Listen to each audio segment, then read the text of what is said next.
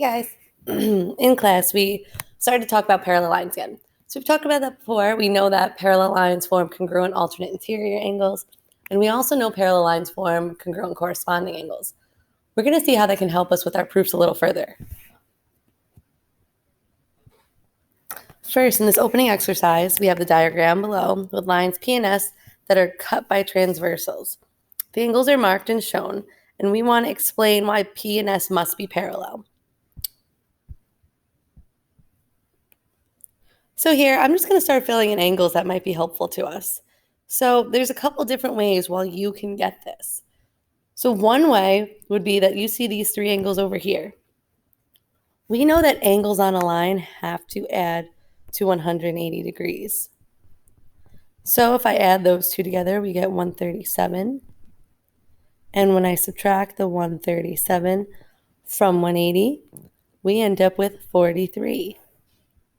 Now, the reason that might be really helpful for us is look for that Z shape, right? When you see that Z shape, you have alternate interior angles. So we could know that since angles on a line have to add to 180 and they have congruent alternate interior angles, they must be parallel. Now, I could have also done it another way. So I could have wrote that down, but I could also have done it a separate way. You might have noticed something different. We see a triangle here. So same idea though, 74 plus 43 adds to 137. Oops. Just kidding. Adds to 117. 180 subtract that 117 is 63. So then what you might notice in this case is that these are congruent corresponding angles. So I could do it either way. Okay, so either way is totally acceptable as long as you make sure to explain now. So I could have done it the first way and said angles on a line equal 180 degrees. And since we had congruent alternate interior angles, the lines must be parallel. I could also say triangles add to 180 degrees. Congruent corresponding angles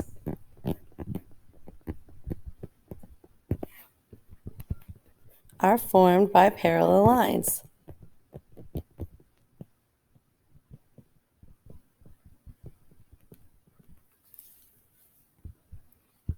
Okay.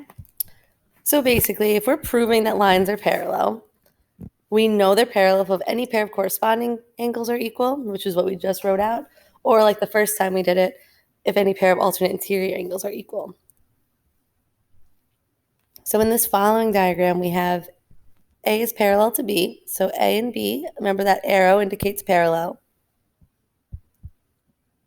I also know B is parallel to C. We want to prove that A is parallel to C also.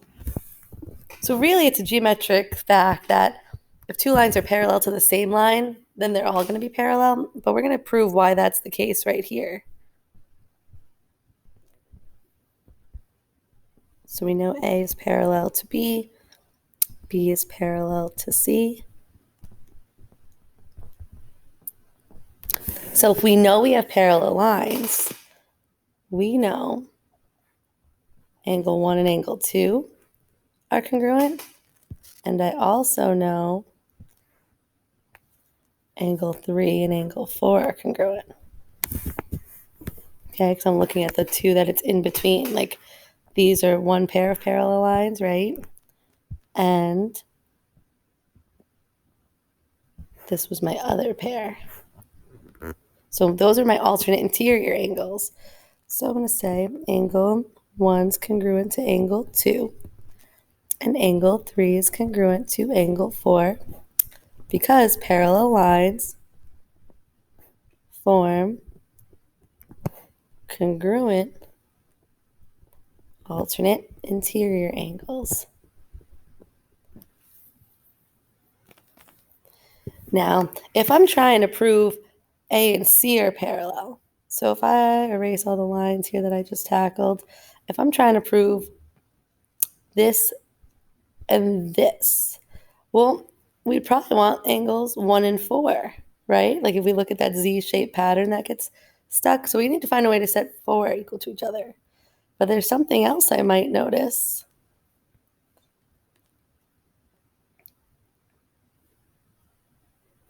Well, even though it doesn't have to be parallel lines to get this, we know angle 2 is congruent to angle 3 because they're vertical angles.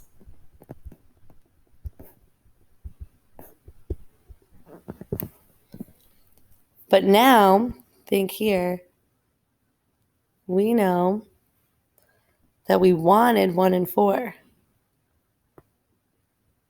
If 2 and 3 are congruent, I'm going to replace 2 with angle 1. And I'm going to replace 3 with angle 4. By substitution, right? We already knew 2 and 3 were congruent. We knew 1 and 2 were congruent. And I knew 3 and 4 were congruent. So I replaced this 2 with this 1. And I replaced the 3 with the 4. And so now that we have angles 1 and 4 congruent, we know that A is parallel to C because congruent alternate interior angles are formed by parallel lines.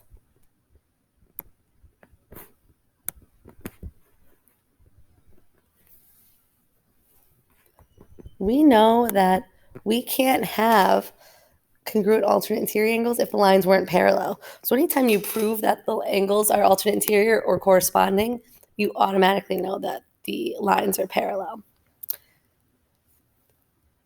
So we're going to go see it where it's somewhere that would be a little bit more expected. So we have the triangles here below. We have AC and DF bisect each other at E, and we'd like to prove that AD is parallel to FC. So same way we were doing earlier in the week, we're thinking of a definition. We're doing what we can to prove that definition. In this case, we're proving parallel. So there's 2 ways we could go about this. We have the 2 triangles. One thing we can prove is if I can prove angle F and angle D. Okay?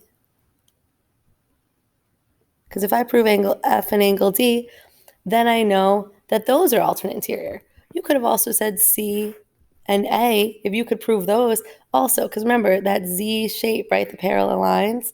So either Z the one way or backwards Z works too. See how those angles form there? So those are the ones that are going to map onto one another. So we know our goal is to prove the triangle or the angles are congruent. The way we prove those angles is by proving the triangles first. Because if we have the triangles, we can use that to get to CP/CTC and then explain it.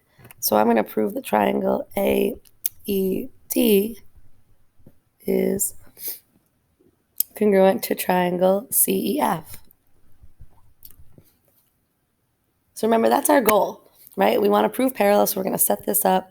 So we're going to get right after it now. We have our statement and our reason. Okay, I'm going to highlight the 2 triangles that I'm trying to prove. Just makes me feel better. All right, if I read through the given information, all we know so far is that AC and DF bisect each other.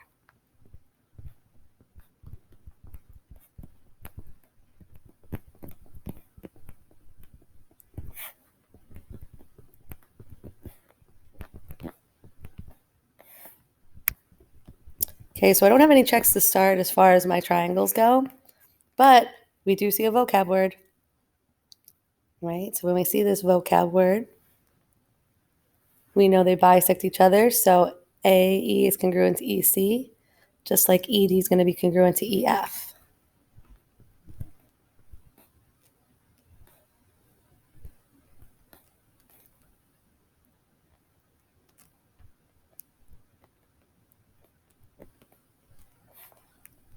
Because bisectors cut in half.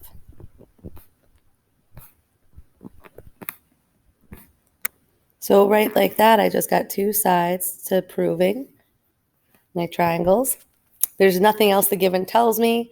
But we should notice at this stage in the game here, we have our vertical angles. So I'm going to say angle CEF is congruent to angle AED because vertical angles are congruent. Remember, you can label those 1 and 2 as long as you label the angles. But that's enough now because those angles fell between my two sides. So we know the triangles are congruent.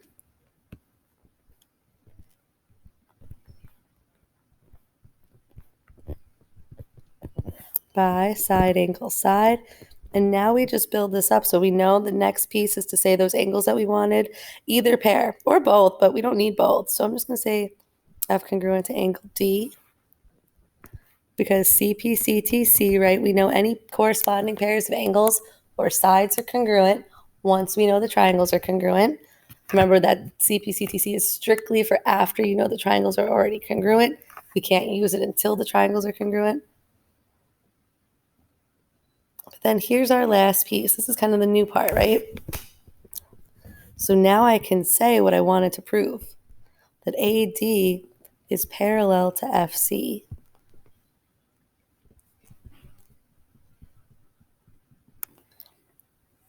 And that's because congruent alternate interior angles are formed by parallel lines.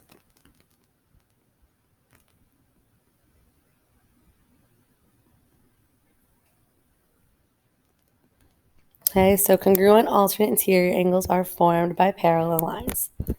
Okay, so that's what we had, and that's how we prove it's parallel. So we still do the triangles first. We use the alternate interior angles in this case with CPCTC, and then we just explain it in the definition.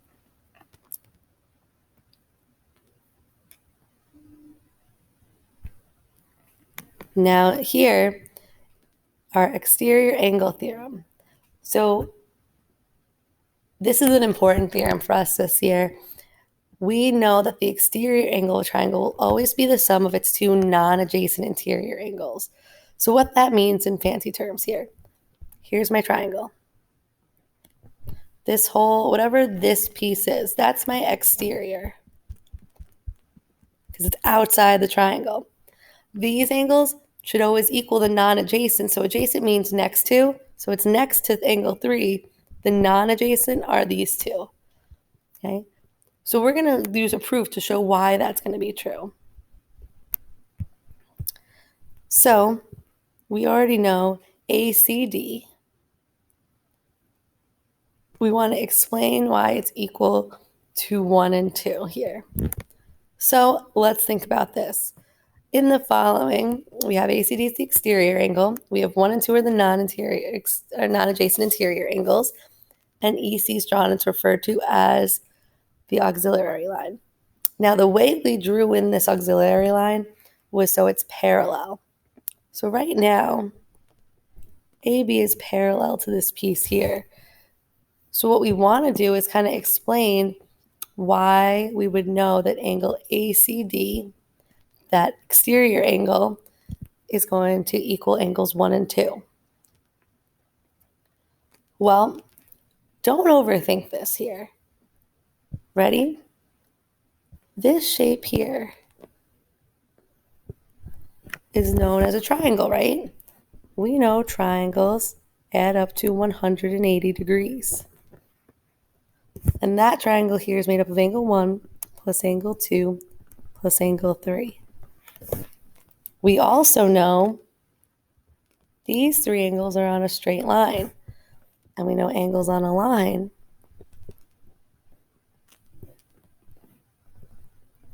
equal 180 degrees as well. So these two things both add up to 180 degrees. So I'm going to set them equal to each other. So it's going to be equal to angle 3 plus angle 4 plus angle 5. So as I look at that, I'm trying to prove why ACD is equal to angles 1 and 2. Well, let's look now. I can cancel out, right? I can subtract out the 3's from both sides. So angle 1 plus angle 2 is equal to angle 4 plus angle 5. And now when I finish this up, angle 1 plus angle 2 is just equal to 4 and 5, which from before, ACD is what made that up.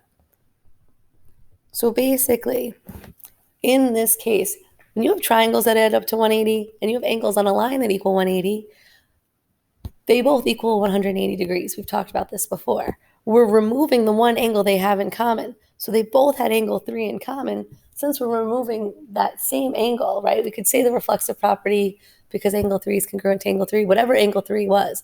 Let's, for fun, say it was 50 degrees. Okay, so if angle 3 was worth 50 degrees, the other two angles in the triangle here are still going to add up to 130, just like these two angles are going to add up to 130 as well. So why does it make sense to claim that an exterior angle to a triangle must always be greater in measure than either of its two remote interior angles? So over here, remote is another way of saying non-adjacent, right? It's not next to each other. It's like far out on its own. So it's saying that the angle ACD always must be greater than either of the two smaller ones because the two smaller angles must add up to the exterior. So you can't have one of them be equal to 0 or a negative, right? So the two smaller angles must add to the exterior. So since there's two smaller angles adding to the exterior, they can't add up to the exterior if they're not smaller than the exterior. So the exterior must be greater than one individually. So something like exercise 4 is something popular we would see on the Regents. Okay. Basically, you have your exterior angle, right? The 6x minus 32. It's equal to the two non-adjacent ones, right? Notice there's nothing in this spot. That doesn't mean you call it x. We're already using x in the problem, so we just don't include that angle at all. But we add those two other angles, x plus 3x plus 8. And now it's just an algebra problem.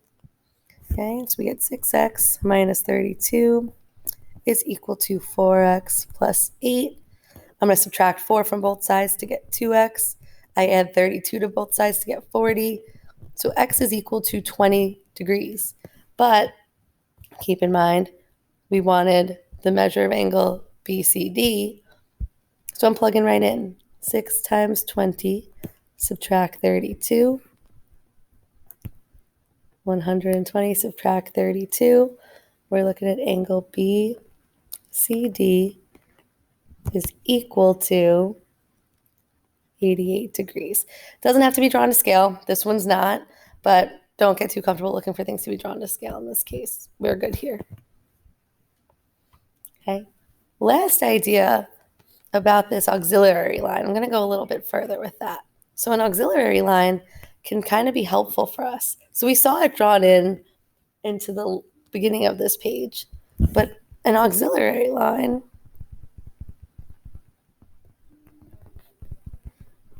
is sometimes useful when solving for unknown angles. In this figure, we can use the auxiliary line to find the measure of angle E and F, then add the two measures to find the whole measure of angle W.